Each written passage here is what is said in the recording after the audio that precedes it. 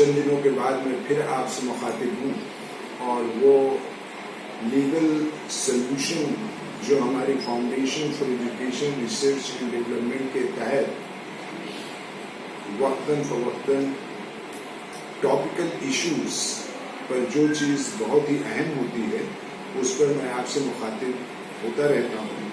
और आज हम freedom of speech and expression जो कॉन्स्टिट्यूशन के फंडामेंटल राइट का पार्ट है उसके तहत एक सुदर्शन टीवी में एक बिंदास बोल की हैसियत से एक ऐसा सीरियल डिस्प्ले हो रहा था जिसके तहत जामिया मिलिया में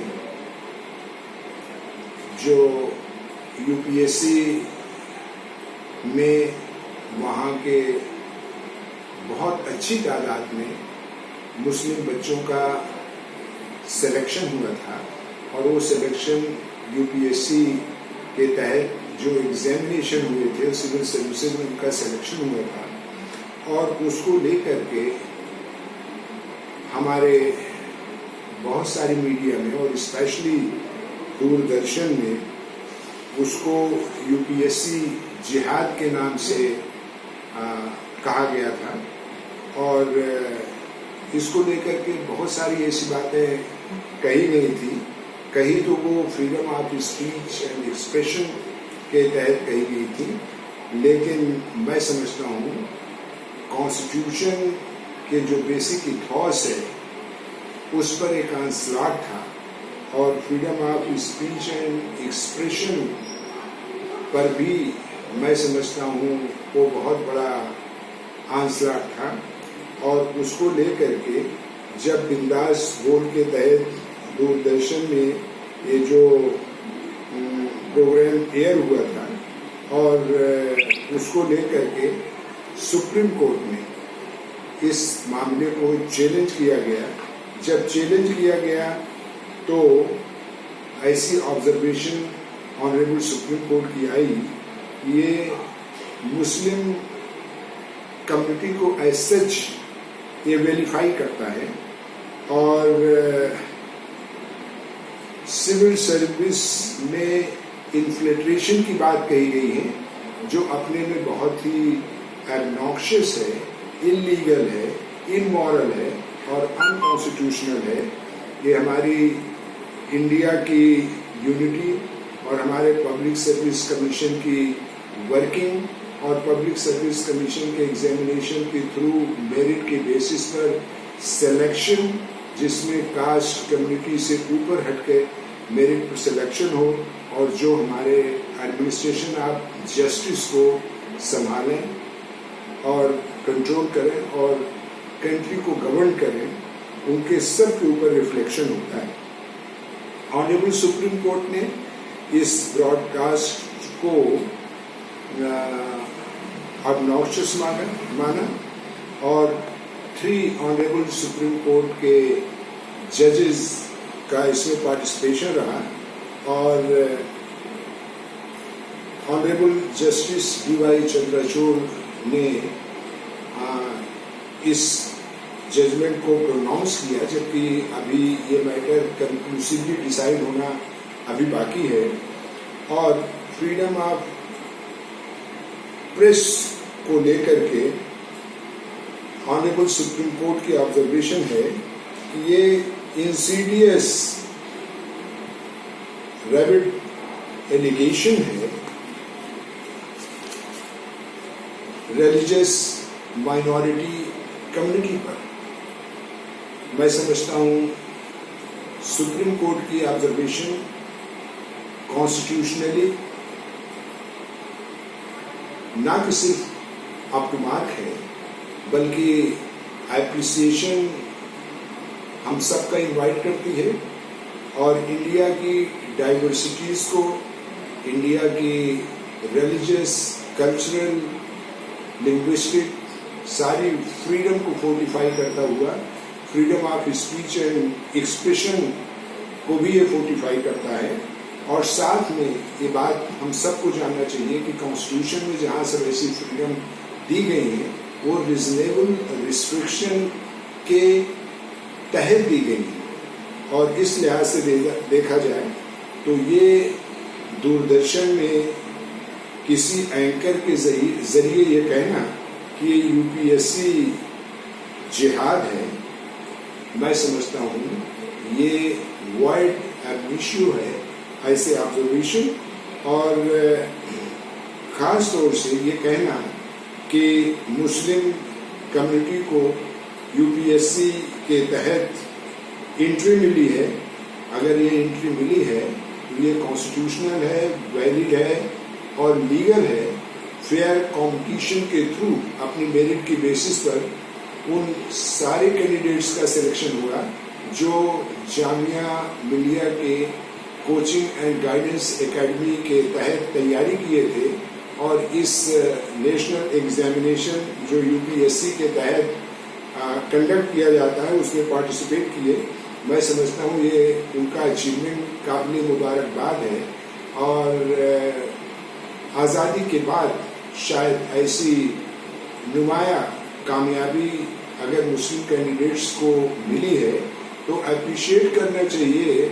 और इस माने में अप्रिशिएट करना चाहिए कि उन्होंने मेहनत का दामन थामा और सिंसियरिटी से अपनी तैयारी किया और उसका उन्हें रिजल्ट मिला, बजाय ये कहने के ये यूपीएससी जिहाद है। डेमोक्रेटिक सोसाइटी और अगर observation of constitutional rights and duties की तरफ हम ध्यान दें तो इसकी बेसिस ही को एग्जिस्टेंस ऑफ डिफरेंट कम्युनिटीज है, को एग्जिस्टेंस ऑफ डिफरेंट कल्चर है और को एग्जिस्टेंस ऑफ डिफरेंट वैल्यूज है। और इसीलिए ऑनरेबल सुप्रीम कोर्ट की ऑब्जर्वेशन है कि India is melting pot of civilisation, cultures and values. इसमें इंडिया की डाइवर्सिटीज की मेरिट का रिफ्लेक्शन होता है। यहाँ डिफरेंट कास्ट, कम्युनिटी और डिफरेंट वैल्यूज के लोगों का इक्वल राइट के तहत रहने, जॉब करने और कंट्री की फलाह बहबूद और जो भी प्रोग्रेस है उसमें कंट्रीब्यूट करने का हक है। और ये इक्वलिटी पर बेस्ड है, उसमें किसी पर्टिकुलर कास्ट और किसी पर्टिकुलर बैकग्राउंड के लोगों का कॉन्स्टिट्यूशन कोई नुमाया मुकाम नहीं देता है। और ये सुदर्शन टीवी पर जो शो आया है ये वर्चुअली अटैक है और एक पर्टिकुलर कम्युनिटी के राइट्स और ड्यूटीज के पॉइंट ऑफ व्यू से अगर इसे देखा जाए तो हर किसी को इसको डिसफेवर करना चाहिए और ऑनरेबल सुप्रीम कोर्ट ने ऐसा ही किया है। और दूसरी बात, एक कोर्ट टेलीविजन के प्रोग्राम को गवर्न करने के लिए फ्रेम किया गया है और वो है the cable television networks regulation act 1955। ये इसका भी वायलेशन है और इसमें इस तरीके के प्रोग्राम और इस तरीके के प्रोग्राम का एयर करना मैं समझता हूँ इस इनेक्टमेंट का वायलेशन है। सुप्रीम कोर्ट को अगर हम देखें यहाँ तो ये भी कहा है कि ये कहना कि ये इन्फ्लेटेटिंग सिविल सर्विस है तो अपने में ये बहुत ही इमोरल है, इलीगल है और अनएथिकल है। जामिया मिलिया के स्टूडेंट्स अगर इसमें यूपीएससी सर्विस के एग्जामिनेशन के थ्रू अपनी किस्मत का आजमाइश किया और अगर ज़्यादा बच्चों का सिलेक्शन हुआ तो ये कहना कि इन्फ्लेटेटिंग सिविल सर्विस है ये अपने में रॉन्ग नोशन हो। और ये शो करता है, ये ब्लेटेंटली हमारे राइट्स को, हमारी बेसिक फ्रीडम को और freedom of speech and expression, जिसके तहत फ्रीडम ऑफ प्रेस कवर होता है, उसको निगेट करता है। और ये भी रिफ्लेक्ट करता है कि जो यूपीएससी का वजूद है उस पर भी इसका रिफ्लेक्शन है। वो मेरिट के बेसिस पर सिलेक्शन करने की ये बॉडी है, इस तरीके के रिमार्क्स उस पर भी सवाल उठाते हैं। और ये एक focal point of hate speech के तहत भी हम इसको काउंट करेंगे। ये बहुत ही अबोरेबल अप्रोच दूरदर्शन टेलीविजन शो की रही है, और इसको अगर हम जहन में रख करके देखें तो सुप्रीम कोर्ट का जजमेंट बहुत ही अप्रिशिएबल है। और ख़ास तौर से आज कुछ दिनों से जुडिशरी की परफॉर्मेंस पर अगर हम निगाह डालते हैं तो कहीं न कहीं बहुत सारी चीज़ें ऑब्जेक्शनेबल मिलती हैं। और यहाँ इपेक्स कोर्ट उसने करेक्शन किया है। इपेक्स कोर्ट ने कॉन्स्टिट्यूशनल प्रिंसिपल को सही स्पिरिट में सराहा है, इसलिए सुप्रीम कोर्ट की परफॉर्मेंस यहाँ काबिल तारीफ है और ऐसा ही होना चाहिए। और मैं समझता हूँ कि ऑनरेबल सुप्रीम कोर्ट अपने ओन राइट में बहुत सारे इश्यूज पर सुए नोटो कॉग्निजेंस देकर भी करेक्शन कर सकता है।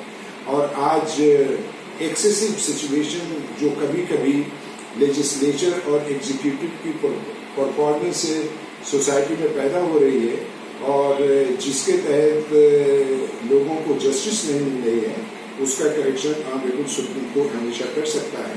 लेकिन अभी ये केस कंक्लूड नहीं हुआ है। और दूरदर्शन के सेलिब्रेटेड लॉयर श्याम दीवान जो दूरदर्शन को रिप्रेजेंट कर रहे हैं, उनका ये कहना है कि पब्लिक इंटरेस्ट को माइंड में रह करके ये एक इन्वेस्टिगेटिव एपिसोड है। और उस अप्रोच से इस प्रोग्राम को रिले किया गया है। और ये पब्लिक इंटरेस्ट और नेशनल सिक्योरिटी को प्रमोट करता है, ये उनका व्यू है। बहरहाल उनका कंटेंशन है।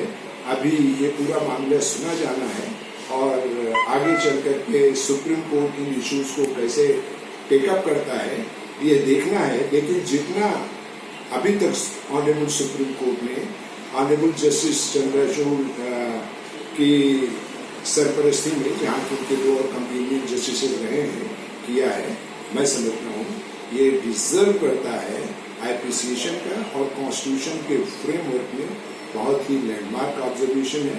मैं इसको अप्रिशिएट करता हूँ और ये कहता हूँ कि ऑनरेबल सुप्रीम कोर्ट अगर इसी तरीके से करेक्शनल मेथड से काम करता रहे, तब भी स्क्वायर्ड जस्टिस का बहुत कुछ इसेंस सेटिस्फाइड होता नजर आ रहा है। Thank you very much. मैं इंशाल्लाह फिर हाजिर हूँगा। आज मैं बहुत लिमिटेड स्कोप के इशू पर बात कर रहा था और मैं समझता हूँ कि जो मैं कहना चाह रहा था उसको आपने उसी स्पिरिट में समझा होगा। Thank you very much.